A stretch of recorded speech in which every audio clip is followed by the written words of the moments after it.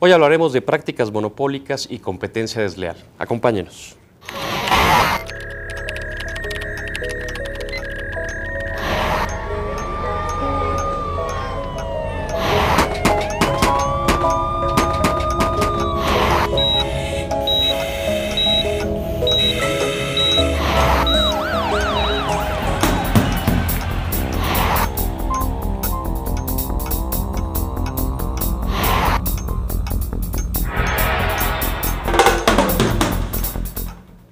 ¿Qué tal, amigos y amigas? Bienvenidos a una emisión más de su programa Expediente INACYPE. Es un gusto tenerlos con nosotros y en esta oportunidad tenemos un tema que estoy cierto resultará de su interés y que tiene que ver con las prácticas monopólicas y la competencia desleal. Y para hablar de este tema hemos invitado a dos expertos en el tema. Me permitiré presentar en primer término a Carlos Mena Labarte. Carlos es licenciado en Derecho por el Instituto Tecnológico Autónomo de México, por el ITAM.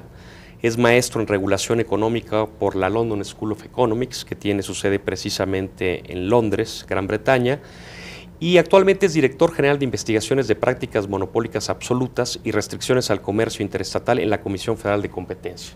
Asimismo es miembro de la Barra Mexicana, Colegio de Abogados, de la Asociación Nacional de Abogados de Empresa. Bienvenido, Carlos. Muchas gracias por la invitación. Y nos acompaña también José Roldán Chopa. José es abogado por la Benemérita Universidad Autónoma de Puebla, es maestro por la Universidad Autónoma Metropolitana y doctor en Derecho por la Universidad Nacional Autónoma de México.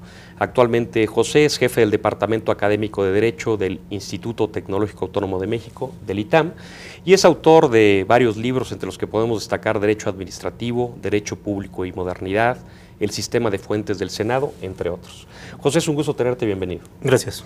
Gracias. Muy bien, pues yo quisiera, para iniciar, que contextualizáramos lo que es el tema del día de hoy, que hemos denominado prácticas monopólicas y competencia desleal, y tal vez comenzar contigo, Carlos, si pudiésemos o nos pudieses platicar, por ejemplo, qué es la competencia en términos económicos, para después hablar un poco de la que es la desleal y lo que son las prácticas monopólicas. ¿Qué es la competencia en términos económicos? Mira, en términos muy sencillos, la competencia lo que pretende es proteger la eficiencia, ¿no? Un entorno en donde los adquirentes y los productores intercambien bienes de forma libre, ¿no? Y libres de cualquier tipo de restricciones que se pudieran dar por diversos factores, y libres de prácticas de estos mismos actores que en ese mercado pudieran tener una incidencia en la eficiencia económica, ¿no? Entonces, en ese sentido, pues la competencia creo que es un bien que hemos tratado de proteger desde hace mucho tiempo en todos los derechos, ¿no? La competencia, nos dice Carlos, José, sin restricciones. Las restricciones son fundamentalmente de tipo jurídico, a través de la regulación normativa. Esa, por supuesto, es una de las funciones del derecho en un sistema constitucional como el nuestro, en donde se parte de que la competencia, como lo decía Carlos, es un bien social valioso, en la medida en que si se permite que aquellos que ofrecen productos o servicios puedan hacerlo, puedan acceder libremente al mercado, y finalmente el precio de los bienes o servicios sea establecido por la libertad de concurrencia y por tanto por las virtudes y capacidades de cada uno de los agentes económicos. ¿Cuál es la función del derecho? Por una parte, el derecho tiene como función establecer el contexto en el cual se pueden llevar a cabo estas libertades, y por otra parte también reprimir aquellas actividades que puedan contrariar o que puedan alterar este contexto en general, y ahí viene la relevancia de lo que pueda ser el derecho administrativo o el derecho penal, como respuestas que surgen en primera o en última instancia para reprimir estas prácticas anticompetitivas.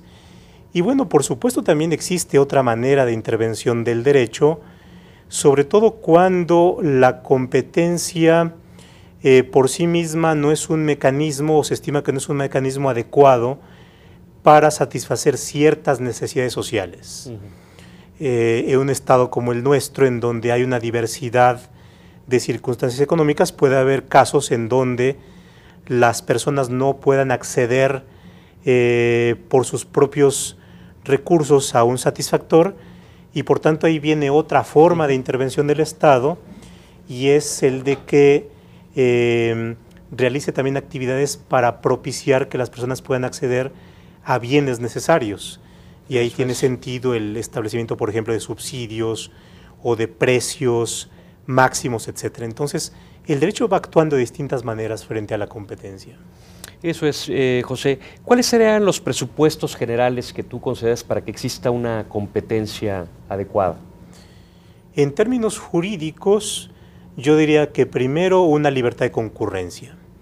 ¿Qué significa esto?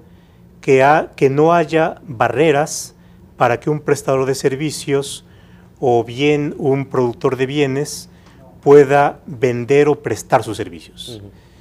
Segundo, que exista una libertad para que estos productores o prestadores de servicios puedan enfrentarse en condiciones de competencia libre, clara, para que el mercado haga su efecto virtuoso, y es que fije los precios y que premie a aquel que tiene mejor calidad o que tiene mejores condiciones para ofrecer precios más bajos al consumidor. Que ahí es donde se nos atoran un poco las cosas, ahí ¿no? es donde Según viene el vamos problema. a platicar ahorita. Digamos, en el modelo de competencia, el gran beneficiario sería el consumidor, porque tendría mejor calidad y mejores precios. Sí, y opciones. Pero esto es la historia, la realidad tiene muchos problemas. Y vamos a platicar de eso.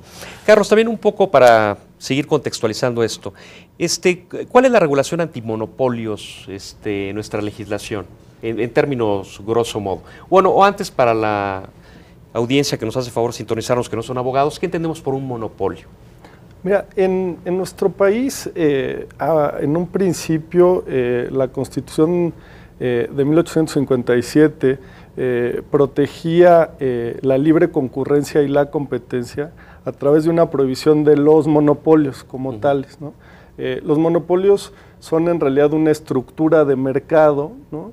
Y en ese sentido se trataba de atacar la estructura. Esto no se reguló por ninguna ley, sino hasta después con nuestra Constitución actual.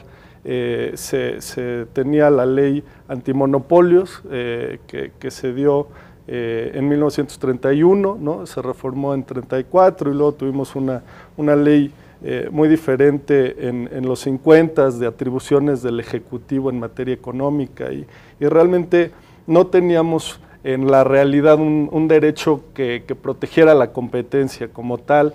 Y entendido por monopolio lo que dices, una estructura de mercado que de manera exclusiva expende un producto o un servicio. Así es, a grandes rasgos es un solo productor de un bien, ¿no? Que él solo fija el precio y la cantidad de lo que va a vender, ¿no? Y es lo que los consumidores pueden adquirir solamente de él, ¿no? Pero esto se mejoró nuestra regulación de competencia en los 90s y realmente es cuando encontramos un verdadero derecho de la competencia en México, y tenemos la Ley Federal de Competencia Económica, ¿no? Que entra en vigor en el 93, y en realidad lo que hace la Ley de Competencia, que es la que está en vigor actualmente, con ciertas reformas y adiciones que se dieron en 2006 muy relevantes, pero es el marco que tenemos actualmente y que da vida a la Comisión Federal de Competencia. Y en realidad lo que hace la Ley de Competencia es regular ciertas conductas, ¿no? Que son las que de alguna forma afectan este proceso de competencia, pero no específicamente al monopolio como una estructura, ¿no? Sino más bien a las conductas que se pueden dar en este mercado como conductas monopólicas, ¿no? De ahí las prácticas monopólicas que regula nuestra ley de competencia actualmente, además de otros mecanismos que tiene la Comisión de Competencia para prevenir la formación de monopolios o prevenir cierto tipo de prácticas que pudieran afectar el mercado, pero las más importantes son la regulación de las prácticas monopólicas, ¿no? Las prácticas monopólicas absolutas, por un lado, y las prácticas monopólicas relativas, por de el lo otro. cual hablaremos en unos momentos más. A tu juicio, José, esta Ley Federal de Competencia del 93 que nos refiere Carlos, ¿es suficiente o fue una primera aproximación para tratar de tener una libre concurrencia e igualdad de reglas para competir en el mercado? Primero, yo creo que fue un gran cambio, porque como lo dice Carlos, anteriormente no había una regulación que tuviese como foco la protección de la competencia. De hecho, más bien era una ley que tenía propósitos sumamente funcionales con el antiguo régimen, para llamarlo de alguna manera, en donde la protección estaba más bien en el consumidor respecto de ciertas prácticas que pudieran llevar a cabo una alteración de precios. Me parece que fue una legislación que estableció, la del 93, que estableció la base del sistema moderno, al menos en México, de protección a competencia. Creo que para iniciar fue un buen punto de partida, pero en la medida en que comenzó a funcionar, fue teniendo fue expresando los primeros puntos débiles. Y eso provocó que hubiese sucesivas reformas que fueron mejorando el entramado institucional y normativo para que la Comisión de Competencia pudiese ejercer de mejor forma sus atribuciones. Así es que ha sido una ley que ha ido mejorando en su funcionamiento. La Comisión Federal de Competencia, Carlos, de la cual además eres servidor público, ¿es un sustitutivo de la jurisdicción a la manera de la Conducef o Profeco? ¿Qué hace exactamente la Comisión Federal de Competencia? Sí, la Comisión tiene, digamos, divididas funciones muy importantes. Por un lado, la función de la investigación de las prácticas. En ese sentido, pues la Comisión ejerce una especie de actividad tipo investigación, tipo fiscal, ¿no? Donde busca pruebas, busca esclarecer los hechos, etc. Y después de esa investigación, la Comisión tiene la facultad de emitir un oficio de probable responsabilidad en donde se establece, digamos, la acusación que se le hace a algún agente económico específico por alguna conducta. En ese momento ya la Comisión inicia un procedimiento administrativo seguido en forma de juicio. Y entonces es cuando ya ejerce finalmente el Pleno al sancionar ese tipo de conductas. Pero aquí las partes involucradas no deciden si se someten o no a la jurisdicción de la Comisión Federal de Competencia. No. Se someten porque se someten. Así es. La investigación podría iniciar por dos vías: de oficio, de la Comisión en uso de sus facultades, o por denuncia de algún agente económico, ¿no? En el caso de las prácticas relativas son los agentes económicos que se vieran afectados por la práctica, y en el caso de las absolutas es cualquier agente en el mercado, cualquier persona puede denunciarlas, ¿no? Pero entonces básicamente investigación de prácticas desleales o prácticas monopólicas y eventualmente procedimientos para sancionar ese tipo de prácticas. Sí. Básicamente es lo que hace la Comisión. Quizá ahí vale la pena matizar las prácticas desleales de comercio. En nuestro derecho son reguladas y son investigadas y sancionadas en el tema de la propiedad intelectual. Es decir, las prácticas monopólicas son diferentes a lo que se considera en general prácticas desleales de comercio, porque en otras jurisdicciones, como tú sabes, la agencia de competencia es la que investiga y sanciona las prácticas desleales de comercio. En nuestro derecho realmente eso lo tenemos como una parte del derecho de la propiedad industrial, intelectual, y no lo hace la Comisión de Competencia. Muy bien, pues ahorita empezamos a desgranar todos estos conceptos. Ahorita por lo pronto tenemos que ir a un corte, es muy breve, regresamos.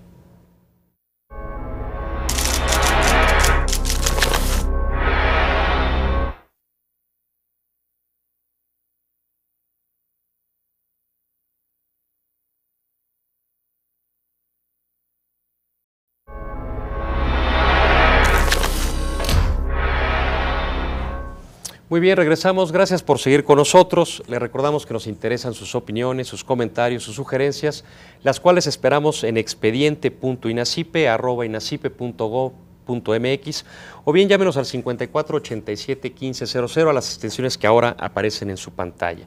Pues continuamos con el tema de prácticas monopólicas y competencia desleal con nuestros invitados Carlos Mena y José Roldán. Pero antes, poner a su consideración la última publicación del Instituto Nacional de Ciencias Penales, es el libro Derecho Victimal de José Zamora Grant. Es su segunda edición. Debo decir que es un libro que se solicitaba mucho, por eso fue necesario incorporar algunas nuevas tópicos con motivo de reformas legales, y esta segunda edición de José Zamora Grant. Si le interesa, llámenos, con mucho gusto tenemos 10 libros para las personas que nos escriban o que nos llamen, y por favor les recuerdo que nos dejen su teléfono o dónde los podemos localizar cuando se comuniquen con nosotros. Pero seguimos con el tema, José. En la primera parte de nuestra conversación tratamos de contextualizar un poco el tema y terminábamos hablando de la Comisión Federal de Competencia, pero bueno, finalmente Carlos trabaja en la Comisión Federal de Competencia. ¿Cuál es tu opinión de la Comisión Federal de Competencia sobre su nacimiento, sobre su quehacer, sobre qué debe cambiar en ella para que eventualmente podamos tener elementos para una libre concurrencia? Mira, yo creo que es una de las grandes instituciones que tenemos en México. Hay una primera virtud en su creación y que fue la de dotarla de autonomía. En primer término, lo cual creo que es algo positivo porque se da una sana distancia, recordando un viejo término, a los clásicos, entre los mandos políticos y la comisión, que tiene que hacer un trabajo eminentemente técnico. Y por otra parte, creo que también el segundo mérito es la composición de la misma. Entonces se ha procurado que quienes integren su pleno sean miembros de un órgano colegiado que tienen en principio un expertise, un conocimiento, una formación en materia económica o en materia jurídica relacionada con competencia, lo cual creo que le da una solidez institucional relevante. Creo que la labor ha sido de claroscuros. Me parece que es importante dotarla de mejores instrumentos para que cumpla de manera más eficaz su función, y creo que lo que ha pasado en los últimos años ha ido en esa dirección. Se han modificado diversos preceptos de la ley para reforzar más sus herramientas, dadas declaraciones de inconstitucionalidad de la ley que ha estado vigente, y creo que vamos por buen camino. Así es que Pepe, me parece que el balance es positivo. De la comisión. Pepe, pregunta, y no es con malicia, lo es una pregunta. Y si es con malicia, pues adelante. Ya. Es el riesgo. Se supone en principio que solamente hay actividades monopólicas en México, aquellas reservadas al Estado mexicano. Pero de las no reservadas al Estado mexicano exclusiva, en otros ámbitos, en principio, no hay monopolios. ¿Es correcto? ¿O sí hay empresas que tengan en exclusiva la explotación de algún producto o la prestación de un servicio, más allá de que puedan incurrir en prácticas de las que ahorita hablaremos? ¿Es correcto o no es correcto? Hay que hacer matices. Esto es, en principio, no debiera haber actividades monopólicas, pero sí las hay, algunas de ellas porque se dan por circunstancias de hecho, y algunas otras porque pueden tener alguna protección legal. Por ejemplo, aquellas que tienen alguna protección legal son las tuteladas por algún título de propiedad industrial. Si hay un inventor que obtiene una patente, en principio el inventor o quien a él le ceda los derechos, tiene el derecho en exclusiva de explotar tal invento. Entonces diríamos es un monopolio legal. O en el caso de una marca, en fin, aquellos tutelados por propiedad industrial. Luego pueden existir algunas actividades que se dan en monopolio porque derivan de alguna habilitación que da el Estado, por ejemplo, una concesión, una licencia o un permiso, cuando se configura lo que los economistas llaman el monopolio natural.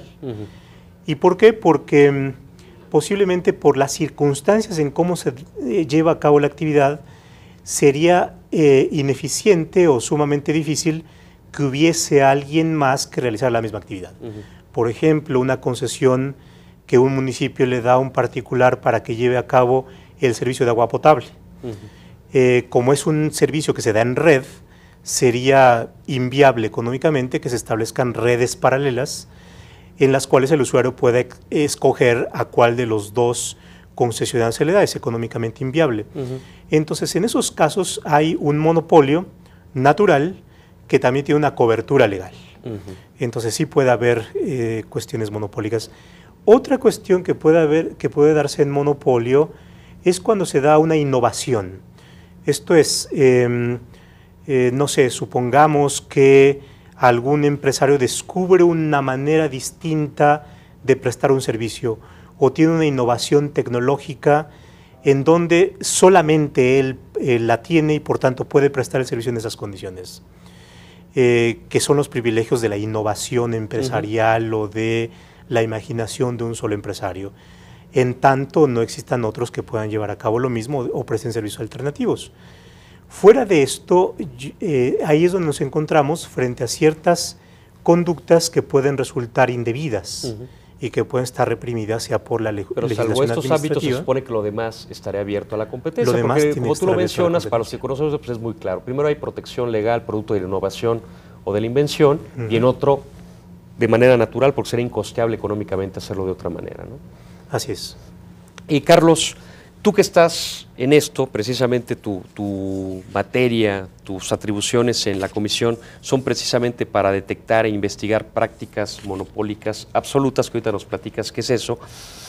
¿Tú crees que en términos generales, haciendo a un lado o tomando en consideración las excepciones que menciona José, tú dirías que vivimos en un sistema de libre mercado, de competencia económica? Sí, con las calificaciones que hace el doctor Roldán, yo creo que efectivamente, ¿no? Se trata de proteger y que se den las condiciones para el mercado en nuestro país, ¿no? Porque algo que se critica mucho, por lo menos en pláticas de café, es que de pronto si yo decidiera dedicarme a tal ramo de la industria que no esté reservada al Estado mexicano o que no entre bajo una protección de un invento, pues de pronto no voy a tener la posibilidad de competir con quien pretendo competir, ¿no? Sí. Son predadores que me van a acabar en la primera oportunidad.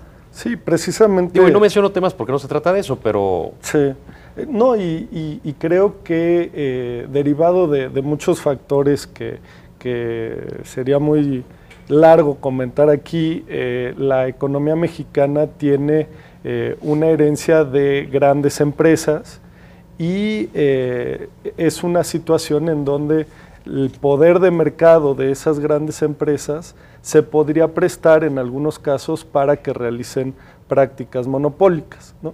Entonces, de ahí la importancia de que la comisión pueda investigar y pueda sancionar este tipo de prácticas precisamente para proteger esa libre concurrencia y esa libre competencia y que se dé en la realidad en nuestros mercados, ¿no?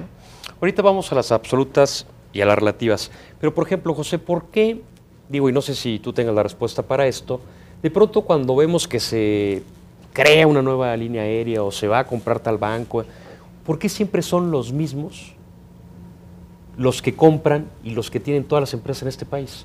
Es decir, 10, 15, 20 familias. O sea, si se funda la línea aérea tal, pues es de tal grupo que ya tiene otro tipo de empresas. Y si de pronto hay que comprar un banco, es el mismo grupo de empresarios. O sea, ¿por qué? O sea, no hay más gente con recursos en nuestro país, no hay otro tipo de empresarios que se puedan reunir para tratar de calificar para hacerse de esas empresas. ¿Eso tiene que ver con competencia o no? ¿Con prácticas sanas de competencia? Ahí realmente planteas un problema estructural.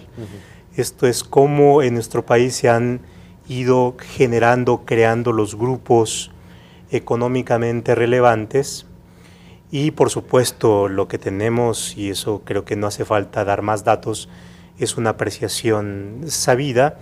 Tenemos una gran concentración de la riqueza en México y por supuesto hay estudios en donde expresan que la concentración de la riqueza se da en pocos grupos o en pocas familias. Ahora, el otro punto es cómo ir rompiendo eso. Sí, por ejemplo, aquí la ley o una comisión como de competencia puede decir, a ver, si ustedes ya no van a comprar esto, porque ya tienes A, B, C, D, y le vamos a dar oportunidad a otros grupos económicos, a lo mejor minoritarios, pero reunidos, para que se hagan cargo de estas empresas. ¿Eso lo podría hacer la ley? ¿Sería bueno que lo hiciera la ley? Tiene algunos instrumentos, pero tampoco la Comisión Federal de Competencia puede decidir cuestiones tan extremas como a quién se le va a dar o cómo se va llevando a cabo la distribución de la riqueza.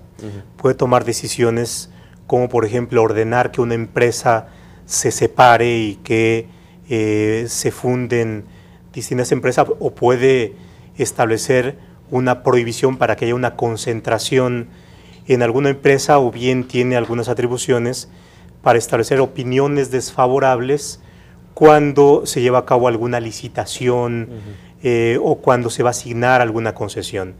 Entonces puede llevar a cabo un conjunto de actos de ese tipo, pero el resto tiene que ir haciendo la economía, ¿no? Y bueno, ¿cómo se va dando? Por una parte, por supuesto, importa mucho cómo se van abriendo ciertas áreas de la economía para que, por ejemplo, intervenga inversión extranjera. Y por supuesto esto va diversificando también el número de agentes económicos que se va incorporando a la economía. La otra cuestión que es muy relevante es cuáles son aquellas otras medidas que van incentivando, por ejemplo, la pequeña empresa, la mediana empresa, el sector social de la economía, y que en una perspectiva de largo plazo pueden convertirse en los actores relevantes y que también pueden tener poder de competencia. Por ejemplo, ahí el caso de Italia es muy significativo, ¿no? Hay pequeña y mediana empresa que aparte son íconos de calidad a nivel mundial, ¿no? Es decir, como que es una apuesta importante la pequeña y mediana empresa. Yo creo que sí, ahí está la incubadora de los nuevos agentes que pueden en el futuro llevar a cabo actividades importantes. Vamos, el caso paradigmático de Microsoft, que inició una cochera, es uno de ellos. En fin, a veces la imaginación, la innovación y la posibilidad de encontrar contextos de competitividad hacen un factor. Y yo creo que ahí tenemos mucho que hacer en México. Esto es, creo que ahí por vía de hecho sí tenemos una serie de restricciones, a veces legales, otras, digamos, paralegales, que van impidiendo que haya nuevos actores. Vamos, aún en la economía informal lo vemos. Esto es, si una persona quiere ponerse en una esquina para limpiar parabrisas, en términos económicos ahí puede haber libre competencia. Bueno, hay alguien que controla los cruceros y que va estableciendo restricciones para que hagan actividades para que no lo hagan. Guardadas las proporciones, eso también lo podemos ver en actividades formales. Ahora, Carlos, las pequeñas y medianas empresas, a reserva de lo que quieras comentar ahorita, sí, que nos contestaba José, las pymes, las pequeñas y medianas empresas en México, ¿tienen el marco adecuado para competir? ¿O como pequeña y mediana empresa estoy predestinado a fracasar porque me van a comer los grandes tiburones? Ahí hay un gran reto, ¿no? Para mejorar el ambiente de negocios y para mejorar el tiempo que te lleva hacer negocios en nuestro país, hay un gran reto. Sobre lo que comentaba José, yo creo que es muy importante que se quede muy claro y es algo que ha faltado en nuestro país, dejar muy claro que la competencia económica, la ley de competencia y la comisión de competencia no protege empresas o no protege empresarios o no decide qué tipo de empresas deben de crecer y cuáles no, sino que protege el proceso mismo, ¿no? El proceso. Y que no se den prácticas monopólicas. Exactamente, pero es muy importante que se proteja el proceso y no a determinadas empresas, ¿no? Es decir, es un proceso en el cual cualquiera puede poner una empresa y hacia eso tendemos tanto en la parte directamente de proteger el tema de las prácticas y sancionarlas, como nuestra intervención en la parte regulatoria, ¿no? La parte de opinión, la parte de participar en cierto tipo de licitaciones, incluso opinar sobre cómo se van a hacer cierto tipo de concursos públicos, cierto tipo de licitaciones, es precisamente para proteger que haya competencia. Ahora, y de alguna manera me imagino que tu trabajo actual es precisamente identificar estas prácticas para defender este tipo de empresas, ¿no? No a esa empresa en particular, sino al proceso. Y ahí es cuando hablamos de prácticas.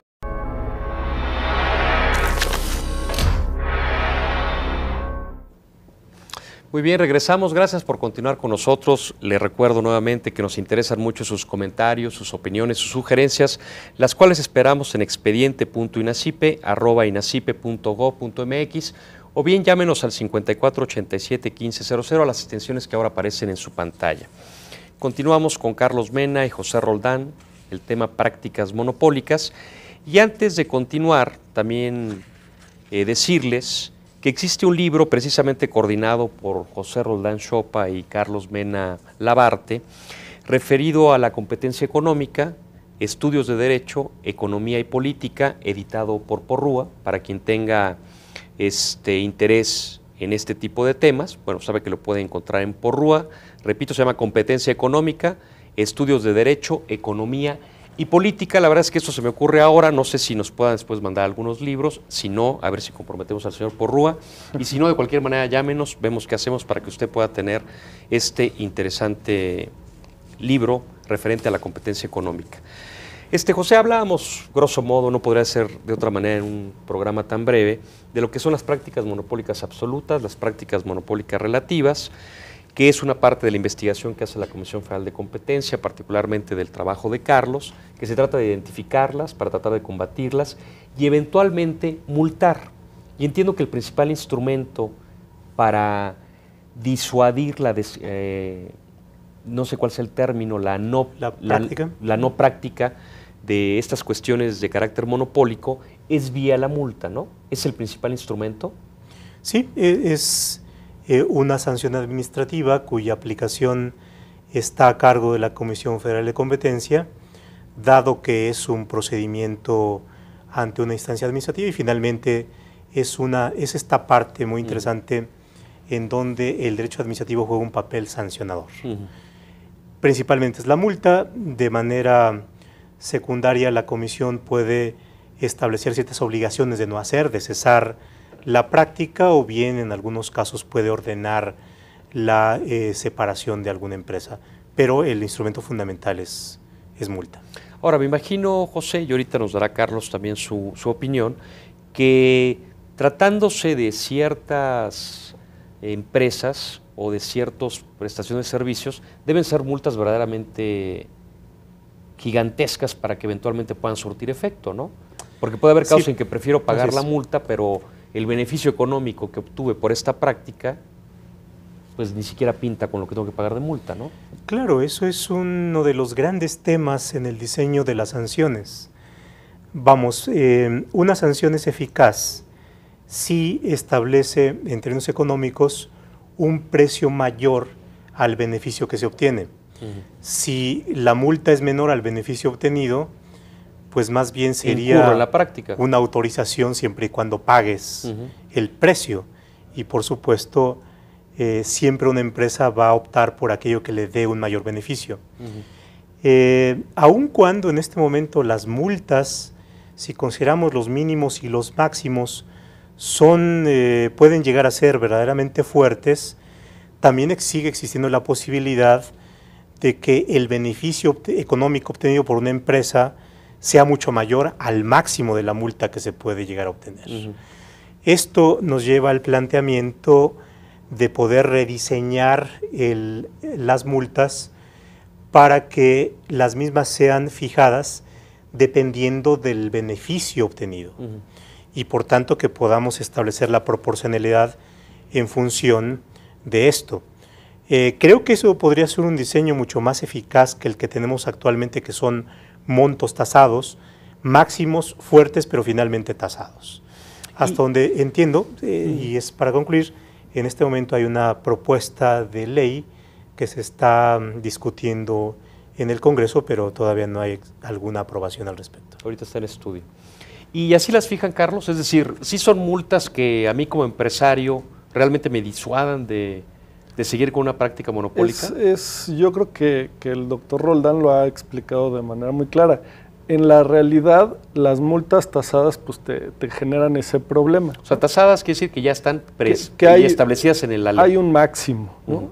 Por ejemplo, poniendo el caso de las prácticas monopólicas absolutas, que que están fijadas, digamos, en la ley, se prevé en salarios mínimos generales vigentes para el Distrito Federal. Entonces, ahorita la máxima está más o menos en 82 millones de pesos.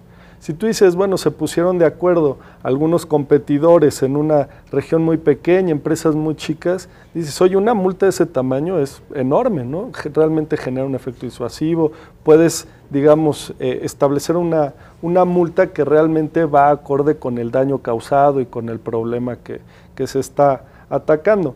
Ahora, imagínate ciertas empresas muy grandes en nuestro país con cierta capacidad económica muy grande, en donde... No sé, ahorita mencionabas en el corte, platicamos de Microsoft, sería de risa, ¿no? Sería de risa. Porque digo, hay un antecedente de una multa bárbara que le hizo la Unión Europea, ¿no? Así es, miles de... Pero ahí fueron 1.000 millones de euros, millones de euros, una cosa... ¿no? Entonces, te genera el problema de que hay ciertas empresas o cierto tipo de prácticas en donde realmente una multa de ese tamaño te da risa, ¿no? Hemos hecho cálculos y hay empresas que pagarían estas multas con 3 horas o 5 horas de operación, ¿no?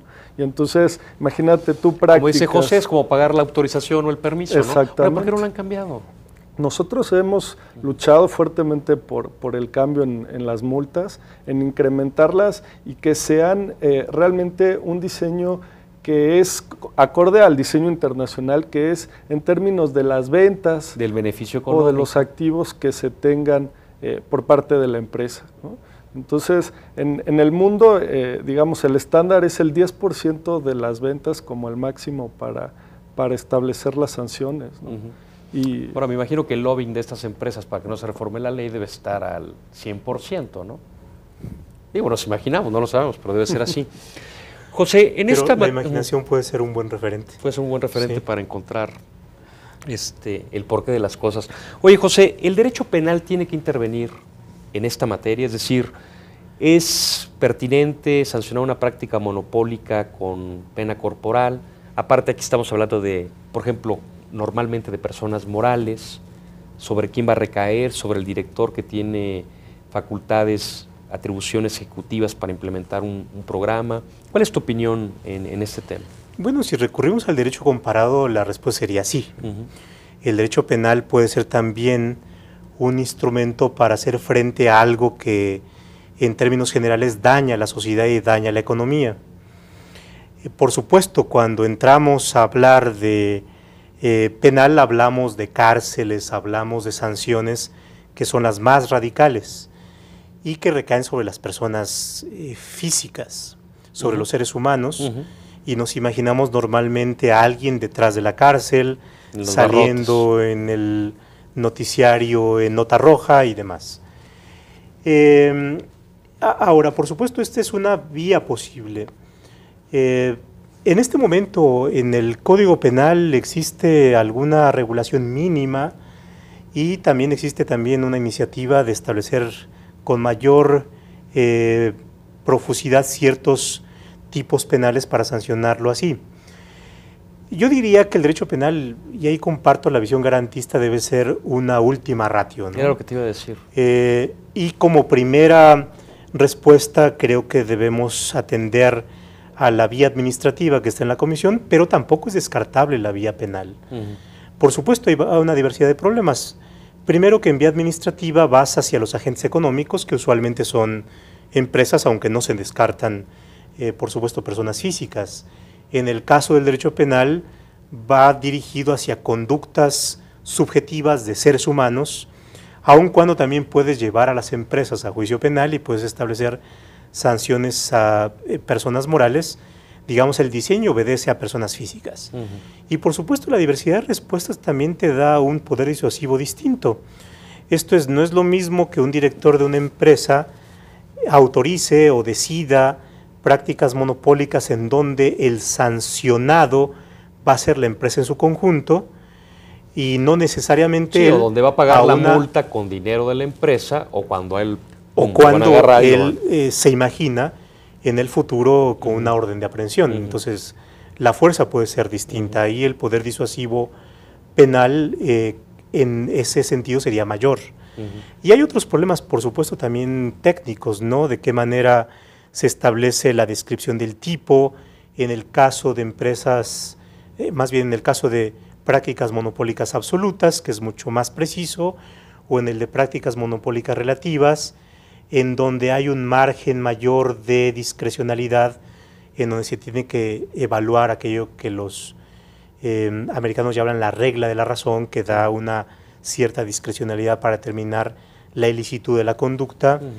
El problema, por supuesto, de sancionar por la vía administrativa y por la vía penal, y lo que hablábamos antes, cómo se diseñan las sanciones y cuál es la sanción más eficaz. Claro, ahí habría que tejer muy fino. ¿Tú qué opinas de esto, Carlos? Y retomo esta parte muy importante que decía José, en el sentido o en la visión garantista del derecho penal, de que ya la norma penal es la última ratio, ya cuando no funcionó absolutamente lo anterior, entonces ya recurrimos a nuestra última opción, que es encarcelar al individuo. Sí. Tenemos que llegar en este extremo de prácticas, de cuestiones comerciales a eso. Yo sí creo que en el caso de las prácticas monopólicas absolutas debemos de buscar que existan verdaderas sanciones penales para ese tipo de prácticas. Porque yo dividiría, como bien se ha comentado, la parte de las relativas es otra historia y quizá eso no lo debamos de sancionar penalmente, pero las absolutas, para precisar un sí. poco al auditorio, el ejemplo que poníamos de la venta atada, las vender nada más refresco, sí. Eso es las relativas. Así es. Tú pugnas porque las absolutas tal Así vez es. puedan ser sancionadas penalmente. Y te voy a comentar porque creo que no hay mucha diferencia en organizarse para un robo en organizarse para una práctica monopólica absoluta. Tenemos gente en la cárcel que ha robado un reloj de 200 pesos y no tenemos sanciones reales, como se ha dicho, está la redacción del artículo 253 de nuestro Código Penal Federal, pero que realmente es muy vago y no cubre, no es digamos, una sanción penal real actualmente para las prácticas monopólicas absolutas. Te voy a decir por qué sí las necesitamos. Creo que el ponerse de acuerdo unos competidores en incrementar el precio, que se ha demostrado que alrededor del 30% es lo que sube el precio en un acuerdo entre competidores, ¿no? Le está robando ese 30%, es un robo real a los consumidores. A ti y a mí que vamos y compramos ese bien, nos está costando en promedio, en cualquier cártel, en cualquier práctica monopólica absoluta, 30% más. Esto además genera otra situación que no es solo, digamos, ese robo a los consumidores, sino que además está generando tal ineficiencia que esta situación lleva a que se esté dejando de generar riqueza en los mercados. No, y aparte que se podría confundir, ¿no? Es decir, yo no estoy robando, al contrario, tengo prácticas inteligentes y estrategias muy sofisticadas para acabar con mis competidores, ¿no? Ahora, ¿cómo es la cultura del empresario en México en ese sentido? O sea, ¿tiene conciencia de que efectivamente está cometiendo un robo o de que al contrario, de que es un hombre inteligentísimo que está diseñando estrategias para acabar con todos? Yo creo que hay mucho trabajo que hacer, ¿no? En el caso de la cultura de competencia hay mucho trabajo que hacer y hay que trabajar en ese sentido. Pero ya llevamos varios años con esta ley y varios años con esta comisión y creo que ya es hora de que los empresarios, si no conocen esta situación, pues se acerquen a ella. Y entonces los que se están poniendo de acuerdo para este tipo de situaciones que se consideran prácticas monopólicas absolutas, deben de entender que hay un crimen. Y yo creo que en este caso las prácticas monopólicas absolutas en muchos mercados en México se están realizando ya con gente que sabe lo que está haciendo, ¿no? Gente que sabe que está afectando al mercado, que está afectando a los consumidores y que les está robando literalmente ese beneficio que les corresponde, ¿no? La cultura de la competencia, que ahorita la mencionaba Carlos, José, ¿tú qué opinas? ¿Nuestros empresarios van hacia la adopción de competencia leal, apertura, o finalmente intrínsecamente piensan que su misión es precisamente acabar con la competencia como una misión de su dirección?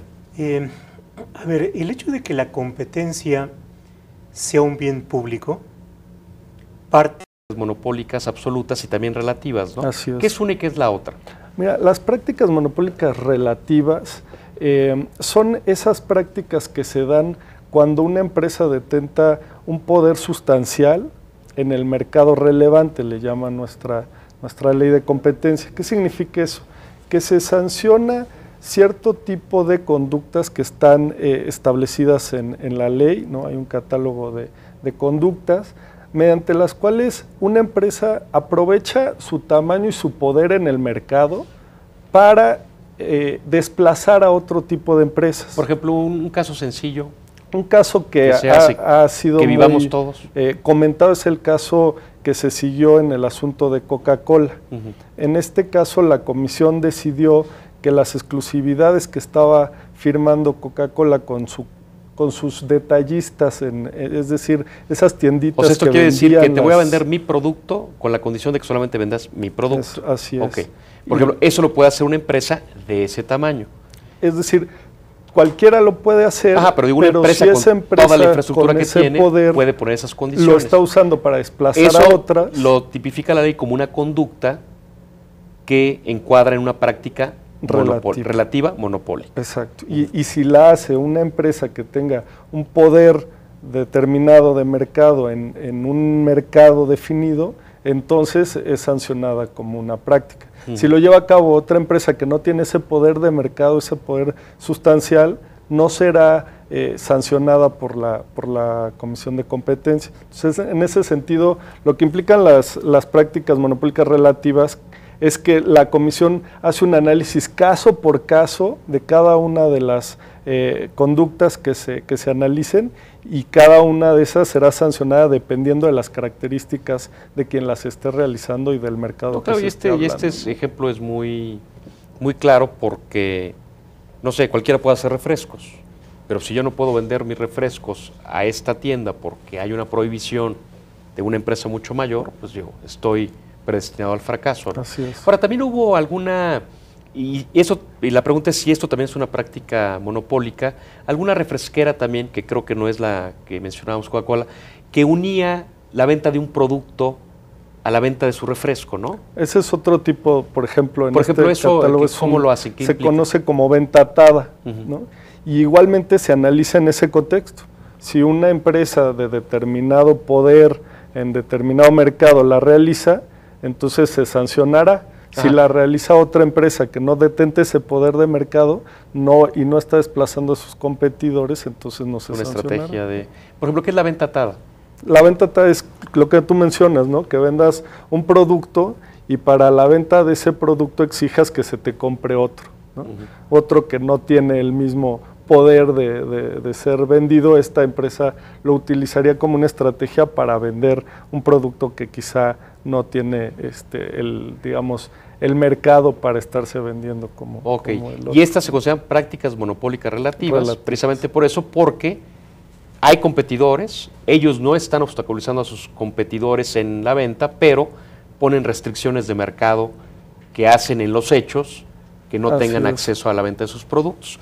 Y aunque es la materia de Carlos en la comisión, José, ¿cuáles serían las absolutas para entender un poco esto? Bueno, la ley también establece un catálogo de aquellas prácticas que se estiman como absolutas. En el lenguaje de competencia son aquellas prácticas que per se configuran una práctica de este tipo. Algún ejemplo de ello es cuando en una licitación las personas se ponen de acuerdo en no presentarse a la misma y de esta manera obligar a que la autoridad declare desierta o cambie las condiciones. O cuando algunas empresas se ponen de acuerdo en producir determinada cantidad de productos porque eso va a tener una influencia en la fijación del precio, ¿no? Entonces, en este caso... manipular el mercado. Por supuesto. Entonces, en este caso, la ley establece de manera muy precisa cuáles son y los ejemplos son algunos de estos que podríamos tener. ¿Y aquí por qué se consideran absolutas? El requisito principal es que sean acuerdos entre competidores, ¿no? Que como bien dice José, por medio de los cuales se fijan precios, se restringe la oferta, se segmentan los mercados, se segmentan los clientes o se establecen coordinaciones para posturas en concursos públicos o en licitaciones. O sea, tú y yo que somos las empresas dominantes de ese servicio o de la generación de ese producto, tú y yo nos ponemos de acuerdo para quedarnos con el mercado y acabamos con todos los demás. En realidad, cualquier grupo de competidores que se pongan de acuerdo, independientemente de su tamaño, de su poder de mercado, es cualquier competidor que se pone de acuerdo con otro competidor en un determinado bien o servicio, establece de manera artificial que no van a competir entre ellos, y entonces obviamente el daño es enorme. Por eso, como bien dice José, es sancionada per se, o sea, nunca va a obtener beneficios, nunca va a tener beneficios este tipo de prácticas, siempre van a ser las más dañinas al proceso de competencia y siempre ameritan sanciones, ¿no? Y esas son las que tú investigas. Así es. Bueno, hoy seguimos platicando de eso, tenemos que hacer otro corte, es muy breve, regresamos.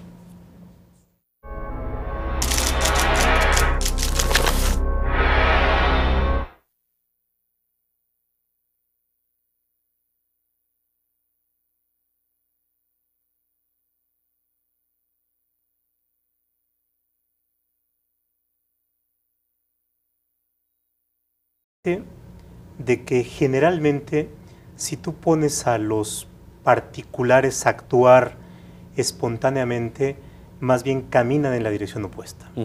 Tienden a golpearse los unos a los otros. Más bien lo natural en las conductas es que busquen tener posiciones únicas, monopólicas, y por tanto la competencia es una restricción, este interés de tener condiciones de exclusividad.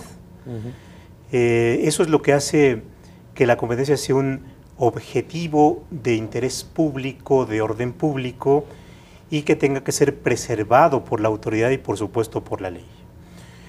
Entonces, yo creo que ahí precisamente está la gran función de la Comisión de Competencia Económica, o si se lleva a cabo después la formalización en tipos penales, lo que pueda hacer el Ministerio Público en la medida en que es el titular o el encargado de vigilar estos bienes jurídicos públicos. Entonces, la competencia en buena medida es algo que tiene que irse también imponiendo heterónomamente, ¿no? Mi apreciación, como tú puedes ver, no es muy optimista respecto de que la competencia surja espontáneamente, aunque yo creo que lo que ha pasado en México es que los empresarios se han dado cuenta de que es mejor un ambiente en donde puedan competir de manera libre a que haya prácticas que sean generadas por ellos o por sus competidores, porque eso los mete en otra dinámica. No hay juego limpio, no hay fair play, ¿no?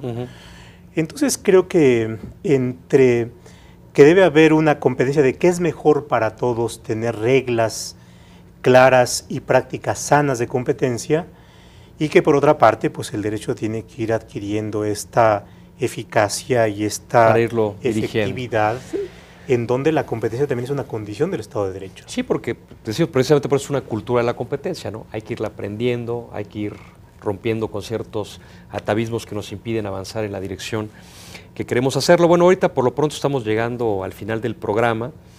Por supuesto ha sido una aproximación al tema. Yo creo que de muchas de las figuras que hemos platicado, a lo mejor se podría hacer un programa completo ya hablando de cuestiones específicas. Pero ahorita por lo pronto se trataba de dar un panorama general de lo que es las prácticas monopólicas. Yo por lo pronto le quiero agradecer a José Roldán Chopa, gracias, director del Departamento de Derecho del muy prestigiado ITAM, su presencia, igual a Carlos Mena Labarte, servidor público, funcionario de la Comisión Federal de Competencia, también su participación, y sobre todo a ustedes, muchas gracias por sintonizarnos. Nos vemos aquí el próximo lunes a las 7 de la noche. Gracias.